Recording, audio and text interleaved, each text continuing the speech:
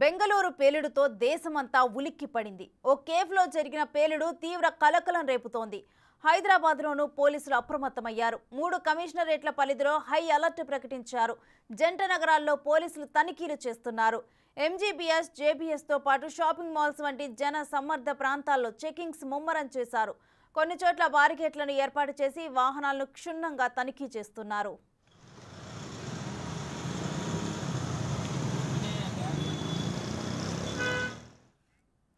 ఇక ఇదే అంశానికి సంబంధించి మరింత సమాచారం మా ప్రతినిధి సురేష్ ఫోన్ లైన్ ద్వారా అందిస్తారు.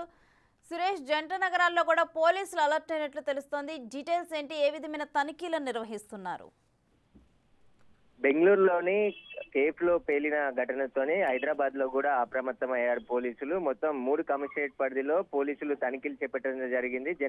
జన సమూహం ఎక్కువగా ఉండే షాపింగ్ మాల్స్, అదేవిధంగా బస్ స్టాండ్స్, ఎయిర్పోర్ట్ లో కూడా పోలీసులు ప్రత్యేక తనిఖీలు చేపట్టడం జరిగింది. ఎయిర్పోర్ట్ లో ముఖ్యంగా విదేశీ ప్రయాణికులు వెళ్లే వారన్నీ కూడా క్షుణ్ణంగా తనిఖీలు చేసిన తర్వాతనే లోపలికి అనుమతిస్తున్నారు. ఇప్పటికే సిఆర్పిఎఫ్, ఇంటెలిజెన్స్ అధికారులు అప్రమత్తం చేయడంతో పూర్తిగా ఎక్కడికక్కడ చెక్ పోస్టులు ఏర్పాటు చేసి కూడా అనుమానాస్పద వెహికల్స్ ని కూడా తనిఖీ చేస్తున్నారు పోలీసులు. ఎందుకంటే బెంగళూరులో ఒక్కసారిగా పేలుడు ఘటన సంభవించడంతో దీనికి సంబంధించి హై అలర్ట్ గా సిటీలు అన్ని కూడా ప్రకటించడం జరిగింది. ఎక్కడైనా అనుమాన వస్తువులు కానీ అనుమానాస్పద వ్యక్తులు కానీ ఉన్న అదుపులోకి తీసుకొని పోలీసులు విచారిస్తున్నారు. ఇక జేబీఎస్ బస్ స్టాండ్ కి సంబంధించి అక్కడ కూడా పోలీసులు క్షుణ్ణంగా డాగ్ స్క్వాడ్ తో తనిఖీలు చేయడం జరిగింది. ఇటు ఎంజీబీఎస్ లో కూడా తనిఖీలు చేశారు. సికింద్రాబాద్ రైల్వే స్టేషన్ లో కూడా సిఆర్పిఎఫ్ పోలీసులతో పాటు రైల్వే పోలీసులు, లోకల్ పోలీసులు కూడా తనిఖీలు చేశారు. మొత్తానికి బెంగళూరు ఘటనతోనే హైదరాబాద్ లో కూడా హై అలర్ట్ ప్రకటించి అన్ని చోట్ల కూడా పోలీసులు తనిఖీలు చేసి అప్రమత్తంగా ఉండాలని చెప్పేసి కూడా 3 కమిషనరేట్ల పరిధిలో